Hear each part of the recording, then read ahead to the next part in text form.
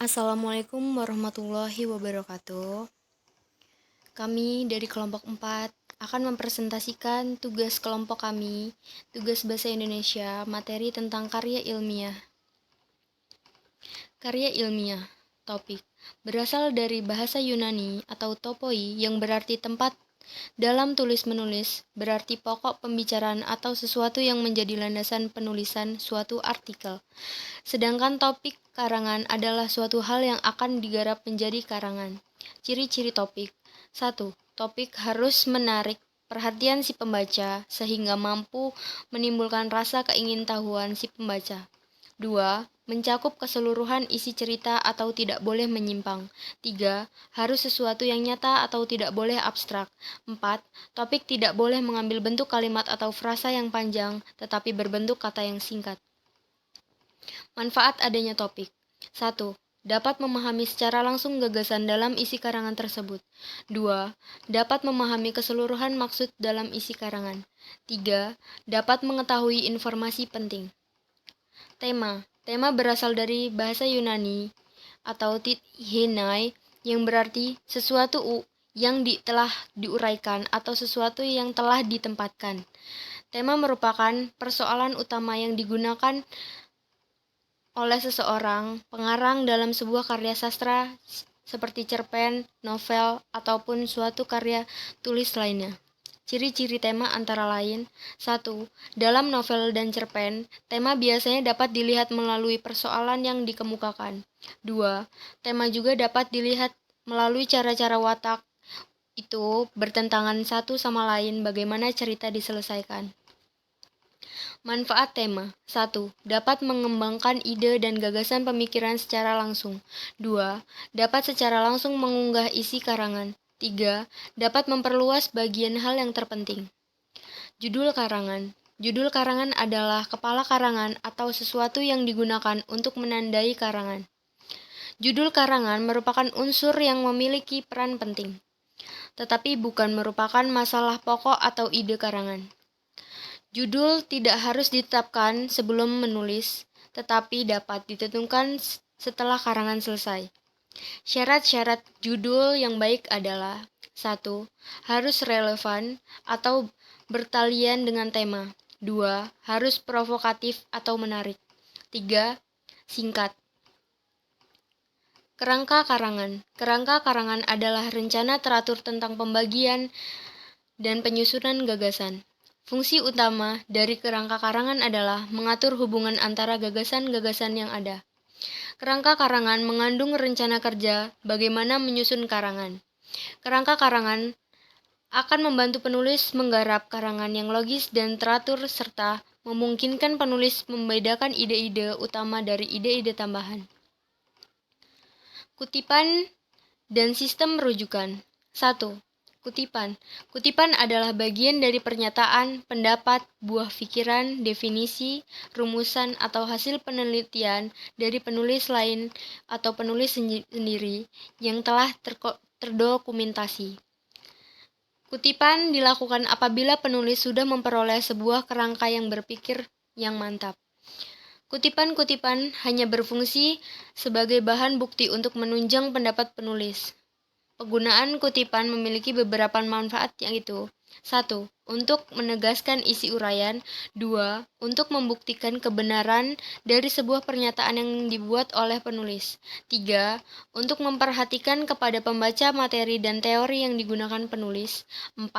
Untuk mengkaji interpretasi penulis terhadap bahan kutipan yang digunakan. 5. Untuk menunjukkan bagian atau aspek topik yang akan dibahas. 6. Untuk mencegah penggunaan dan pengakuan bahasa tulisan orang lain sebagai milik sendiri atau plagiat. Ada beberapa cara mengutip yang dapat diterapkan secara bervariasi dalam tulisan. Jenis kutipan itu adalah sebagai berikut.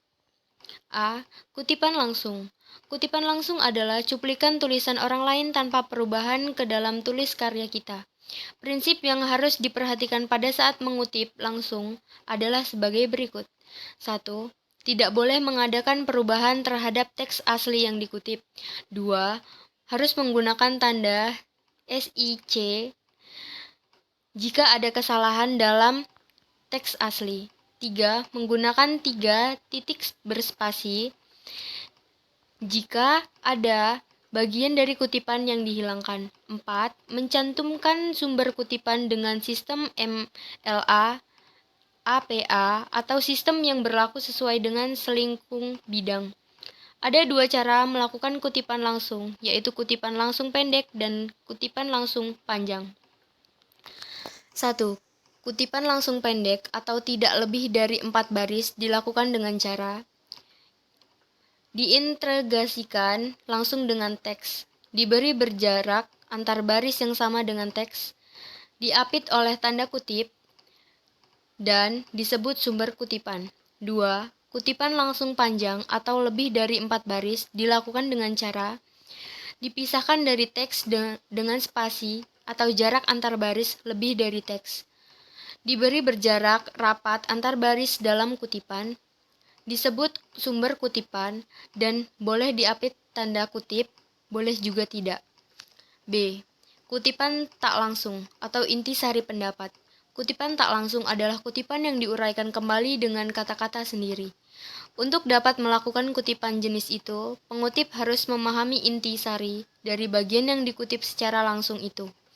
Kutipan tidak langsung dapat dibuat secara panjang maupun pendek dengan cara diintegrasikan dengan teks, diberi jarak antar baris yang sama dengan teks, tidak diapit tanda kutip, dan dicantumkan sumber kutipan dengan sistem MLA, APA, atau selingkung bidang.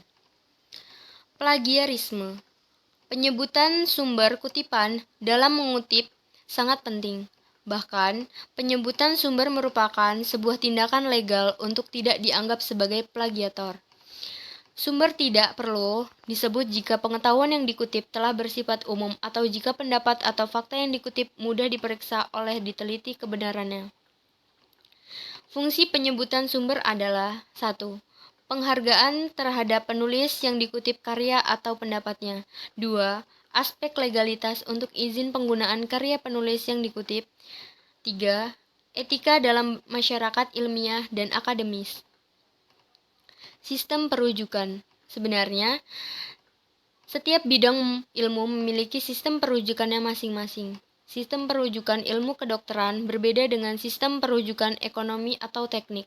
Akan tetapi, ada 2 sistem perujukan sumber bacaan yang sering digunakan sebagai dasar kutipan, yaitu sistem catatan dan sistem langsung. A. Sistem catatan atau note bibliography menyajikan informasi mengenai sumber dalam bentuk catatan kaki atau footnotes atau catatan belakang atau endnotes, atau langsung dalam daftar pustaka atau bibliografi. Beberapa bidang ilmu sudah tidak lagi menggunakan sistem catatan, tetapi menggunakan sistem langsung. B. Sistem langsung yang menempatkan informasi mengenai sumber dalam tanda kurung dan diletakkan langsung pada bagian yang dikutip, pada daftar kutipan, atau pada daftar pustaka. Cara kedua ini adalah cara yang direkomendasikan oleh MLA atau The Modern Language Association dan APA. Penulisan daftar pustaka. Penulisan daftar pustaka memiliki aturan sebagai berikut. 1. Semua sumber dalam daftar pustaka ditulis dengan nama urutan abjad huruf atau nama pengarang. 2. Sumber yang berupa buku ditulis dengan urutan nama pengarang, tahun terbit, judul buku, kota tempat buku diterbitkan, nama penerbit. 3. Sumber yang berupa majalah atau surat kabar ditulis dengan urutan nama, majalah atau surat kabar, tanggal, bulan, tahun, nomor edisi atau majalah, judul artikel, dan nomor halaman. 4. Judul buku ditulis dengan huruf kapital, digaris bawahi atau dicetak miring atau dicetak tebal. 5. Apabila nama pengarang terdiri atas 2 kata atau lebih, kata terakhir dari nama tersebut diletakkan di muka dan ditandai dengan tanda koma. Tanpa gelar akademik, Contohnya, Ajib Rosidi ditulis Rosidi Ajib. 6. Apabila pengarang terdiri atas 2 orang atau 3 orang, nama-namanya ditulis semua. Akan tetapi jika lebih dari 3 orang, ditulis 1 orang dan diberi singkatan IT, AL, atau DKK. 7. Gelar akademik tidak perlu dicantumkan. 8. Bila ada 2 atau lebih sumber pengarangnya yang sama, penulisannya urut berdasarkan tahun atau tanggal terbitnya, dan nama pengarang urutan berikutnya cukup diberi tanda garis.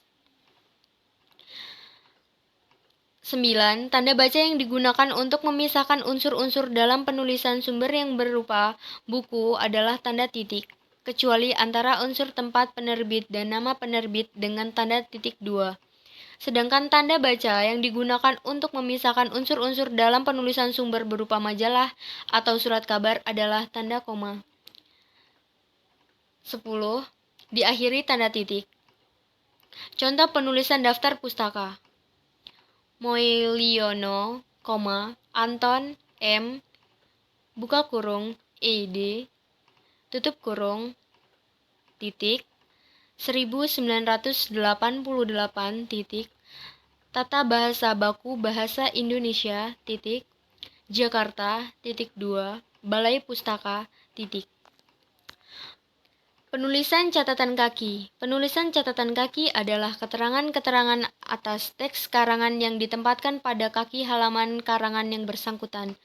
Catatan ini memberikan informasi singkat sesungguhnya yang terdapat pada tulisan. Dengan catatan kaki, seorang penulis sesungguhnya telah memberikan penghargaan atas karya orang lain. Hubungan antara catatan kaki dengan teks dinyatakan dengan nomor-nomor penunjukan yang sama. Selain menggunakan nomor-nomor penunjukan, hubungan itu dapat dinyatakan dengan menggunakan tanda asterik atau tanda bintang.